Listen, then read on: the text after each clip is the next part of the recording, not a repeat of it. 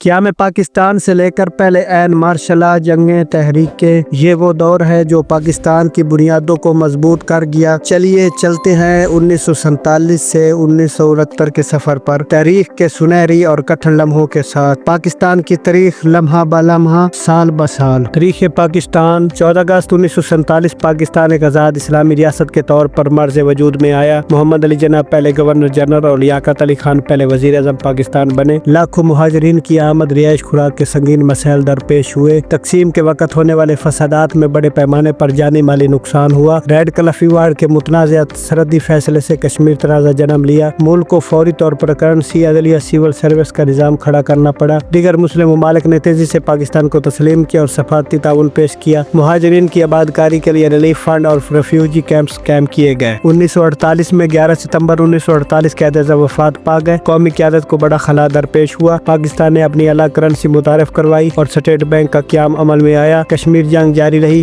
اقوام متحدہ نے جنگ بندی اور رائے شماری کی قرارداد منظور کی۔ مہاجرین کی آبادکاری کے لیے سرکاری اسکیمیں مگر وسائل محدود رہے۔ بلوچستان میں خان قلات نے الحاق کی مخالفت کی، بالآخر الحاق پر آمادہ ہوا۔ ریڈیو پاکستان نے قومی تشخص اجاگر کرنے میں اہم کردار ادا کیا۔ پاک فوج کی عنصر نو تنظیم، انڈین فوجی اثاثوں کی تقسیم کا مرحلہ مکمل کیا گیا۔ پاکستان اقوام متحدہ کا رکن بنا اور عالمی سفارتی محاذ پر سرگرم ہوا۔ 1949 میں مارچ قرارداد مقاصد کی منظوری سے عین کی اسلامی بنیاد رکھی گئی۔ لیاقت نہرو معاہدے کے ذریعے دونوں ممالک نے اقلیتوں کے تحفظ کی یقین دہانی کرائی۔ پاکستان نے مالیاتی خود مختاری کے تحت روپے کی قدر میں رد و بدل سے انکار کیا۔ اقوام متحدہ نے کشمیر پر مذاکرات جاری رہے مگر حل نہ ہو سکا۔ حکومت نے پہلی 5 سال اقتصادی منصوبہ بندی کی بنیاد ڈالی۔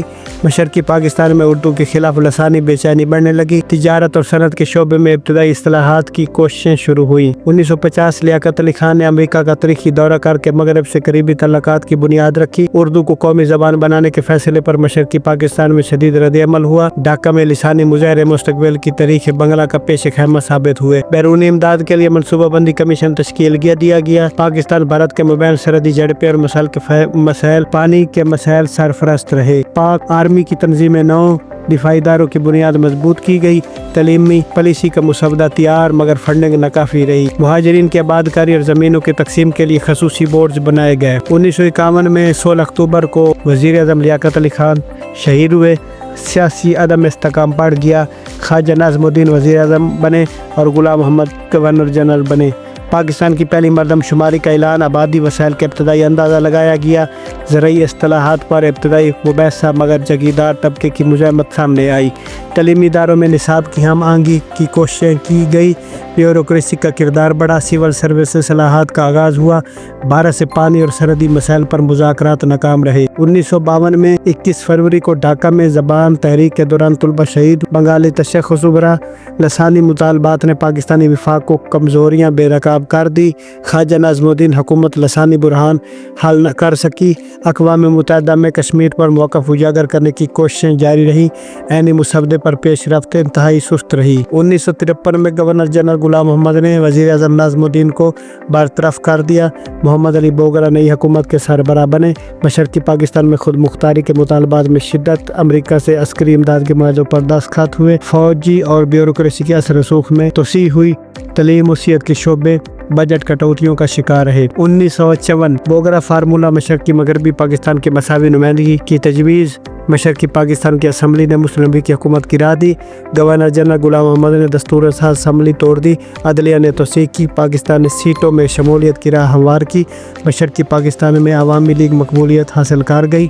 پاک چین ابتدائی دوستانہ روابط کا آغاز ہوا۔ 1955 1 یونٹ اسکیم نافذ۔ مغربی پاکستان کی 4 صوبائی اکائیاں ضم ہوئیں۔ چودھری محمد علی وزیر اعظم بنے۔ صوبائی احتجاج میں اضافہ ہوا۔ عین سازی کی رفتار تیز کرنے کے لیے نئی قانون ساز اسمبلی بنی۔ صنعتی شعبے میں ریاستی سرمایہ کاری بڑھی۔ پاک بھارت آبی مذاکرات کی ابتدائی نشستیں ہوئیں۔ دفاعی بجٹ، امریکی فوجی امداد میں نمایاں اضافہ ہوا۔ پختونخوا اور بلوچستان میں 1 یونٹ مخالف مظاہرے۔ معاشی منصوبہ بندی کمیشن نے ترقیاتی اہداف مقرر کیے۔ 1956 23 مارچ پہلا عین نافذ پاکستان اسلامی جمہوریہ قرار پایا۔ سکندر مرزا صدر بننا اور پارلیمانی نظام رائج مگر کمزور بنیادوں پر۔ مشرقی پاکستان کو آبادی کی بنیاد پر نشستیں ملی۔ 1 یونٹ کے خلاف چھوٹے صوبوں کا رد عمل برقرار رہا۔ فوج اور بیوروکریسی کے اختیارات میں اضافہ ہوا۔ صدر مرزا نے سیاسی جوڑ توڑ کے ذریعے پارلیمنٹ پر اثر رکھا۔ 1957 حسین شہید سہروردی چنڈی گڑھ فیروز خان نون 1 سال میں 3 وزیر اعظم بار بار حکومتوں کی تبدیلی سے پارلیمانی نظام کمزور ہوا، مختصر معاشی بجٹ خسارے اور بیرونی قرضوں پر انحصار میں اضافہ ہوا، مشرقی پاکستان میں خود مختاری کی تحریک زور پکڑنے لگی، کراچی ڈھاکہ میں مزدور ہڑتالیں، مہنگائی کے خلاف احتجاج ہوا۔ 1958 7 اکتوبر صدر سکندر مرزا نے عین منسوخ کیا، مارشل لا نافذ کیا، صدر Ayub Khan chief martial law administrator بنے اور مرزا سکندر معزول ہوئے، سیاسی جماعتیں اور اسمبلیاں تحلیل ہوئی، انتخابی سیاست پر پابندی عائد کی گئی، زرعی اصلاحات ہوئیں اور احتساب آرڈیننس کا اعلان کیا گیا، بیوروکریسی اور فوج کا نظم و نسق مکمل کنٹرول میں ہو گیا اور اقتصادی ترقی کے لیے صنعتی پیکیج کا اعلان کیا گیا، تعلیمی پالیسی میں سائنس اور ٹیکنالوجی کو فروغ دیا گیا۔ 1959 بیسک ڈیموکریسی نظام متعارف کروایا گیا جس میں 80,000 مقامی نمائندوں کا چناؤ کیا گیا، زرعی اصلاحات میں 500 ایکڑ نہری جبکہ 1000 ایکڑ برانی زمین کی حد مقرر کی گئی، منگلہ تربیلا ڈیم پروجیکٹ کی منصوبہ بندی کی گئی، روس اور چین سے صنعتی تکنیکی معاہدے ہوئے۔ 1959 تعلیمی پالیسی، سائنس کالجز اور یونیورسٹیز پر زور دیا گیا، مقامی حکومتوں کو ترقیاتی فنڈز مگر مرکزیت برقرار رہی، صنعتی لائسنس سے کاروباری طبقے کو مراحت دی گئیں۔ 1960 اسلام آباد کو نیا دارالحکومت بنانے کا نوٹیفیکیشن جاری ہوا اور تعمیر کا آغاز کیا گیا۔ Indus water treaty Jhelum Chenab Pakistan کے حصے میں آئے اور عالمی بینک کی ثالثی کے مطابق عالمی بینک اس میں ثالثی کا کردار ادا کیا۔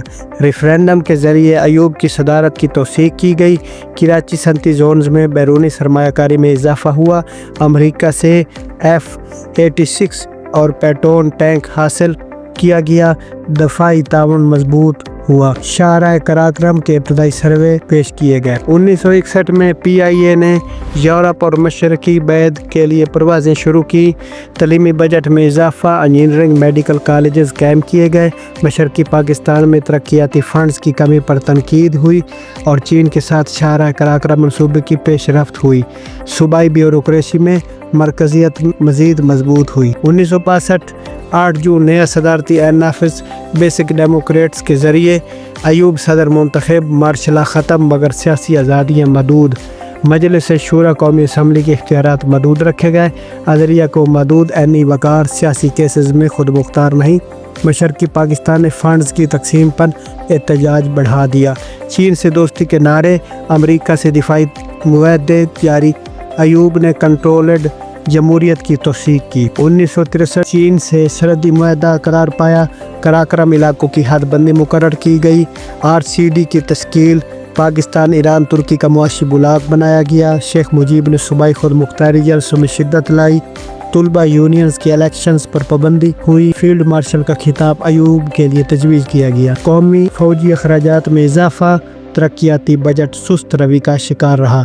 1964 میں فاطمہ جناح نے ایوب کے خلاف صدارتی الیکشن لڑا، حکومت پر دھاندلی کے الزامات حزب اختلاف نے مسترد کیا، شہری علاقوں میں طلبہ وکلاء کے احتجاج، ایوب نے دوسرا ترقیاتی مرحلہ شروع کرنے کا اعلان کیا، صنعتی منصوبوں کے لیے بڑے غیر ملکی قرضے حاصل کیے گئے، صدارتی نظام کے خلاف جمہوری تحریکیں مضبوط ہوئیں اور فاطمہ جناح کو مادر ملت کے خطاب سے نوازا گیا۔ 1965 6 ستمبر میں پاک بھارت جنگ شروع ہوئی، لاہور سیالکوٹ کشمیر محاذوں پر شدید لڑائی ہوئی، 23 ستمبر 1965 کو اقوام متحدہ کی جنگ بندی ہوئی، جنوری 1966 میں تاشکند معاہدہ، ملکی سیاست میں ہلچل، بھٹو نے معاہدہ قبول نہ کرتے ہوئے استعفیٰ دیا، جنگی اخراجات سے ترقیاتی منصوبوں پر اثر، مشرقی پاکستان نے کم نمائندگی پر شکایات کی، سرکاری پروپیگنڈا نے جنگ کو فتح قرار دیا۔ 1966 میں شیخ مجیب الرحمن نے 6 نکات پیش کیے، خود مختاری کی بنیاد بنے، حکومت نے مطالبات کو غداری قرار دے کر مجیب کو گرفتار کیا، ڈھاکہ چٹاگان میں سخت کریک ڈاؤن، احتجاج میں اضافہ ہوا، بھٹو نے عوامی جلسوں میں ایوب پر تنقید بڑھا دی، اپوزیشن نے عینی ترامیم اور براہ راست انتخابات کا مطالبہ کیا، فوج نے مرکزیت مضبوط کرنے کے لیے مزید اقدامات کیے۔ 1967 ذوالفقار علی بھٹو نے پاکستان پیپل پارٹی کی بنیاد رکھی، پاکستان ڈیموکریٹک موومنٹ نے ایوب مخالف اتحاد بنایا، کراچی ڈھاکہ میں صنعتی ہڑتالیں ہوئیں، मुईशत को नुकसान पहुंचा। बैरूनी कर्ज़ों की शराइत सख्त और मुईशत दबाव का शिकार रही। फ़ौज ने बलूचिस्तान और सिंध में अमन ऑपरेशन शुरू किया। अयूब हुकूमत के खिलाफ बड़े अवामी जलसे पब्लिक आर्डर आर्डीनेंस मज़ीद सख्त कर दिया गया। 1968 में अयूब मुखालिफ मुल्क गिर तहरीक तलबा वकला मजदूर शरीक रावलपिंडी से आगाज़ पूरे मुल्क में अयूब हटाओ नारा और भुट्टो मुजीब जेल से रिहा हुए। तहरीक की क़ियादत हुई और अयूब ने राउंड टेबल कॉन्फ्रेंस बुलाई मगर नाकाम रहा। सनते बान हुई, मुआशी बुरहान शिद्दत इख्तियार कर गया। वकला डॉक्टर भी हड़तालों में शरीक हुए। अवामी एतमाद हुकूमत से उठने लगा। 1969 में 25 मार्च को अयूब खान मुस्तफ़ी हुए। जनरल याह्या खान ने मार्शल नाफिज किया। 1962 का ऐन मनसूख आज़ादाना आम इंतखाबात का ऐलान हुआ। वन यूनिट का खात्मा, सूबाई हदूद की बहाली पर असूली इत्तफाक, सियासी कैदियों की रिहाई, जमातों पर पाबंदी ख़त्म, मर्दमशुमारी और नई वोटर फहरिस्तों की तैयारी शुरू हुई। IMF के साथ टेबल बेल आउट मुज़ाकरात किए गए। मशरकी पाकिस्तान को आबादी की बुनियाद पर अक्सरियत मिलने के असरात और एहतसाब ब्यूरो ने साबिक हुकाम की करप्शन तहकीकात का आगाज़ किया। फ़ौज इस्टेबलिशमेंट की गिरफ्त मजबूत रही। मुल्क की इंतखाबी मरहले और दाखिली कशीदगी के दहाने पर पहुँच किया। ये था पाकिस्तान का इब्तदाई सफ़र, जहाँ उम्मीदें, कुर्बानियाँ, कामयाबियाँ, चैलेंजेस सब साथ थे। 1947 से 1969 तक ये वक्त पाकिस्तान की शनाख्त और बका की बुनियाद बना। अगर आपको ये वीडियो पसंद आई हो तो लाइक करें, कमेंट करें और चैनल को सब्सक्राइब करना ना भूलें। तारीख़ को ज़िंदा रखें ताकि हम मुस्तक़बिल को बेहतर बना सकें।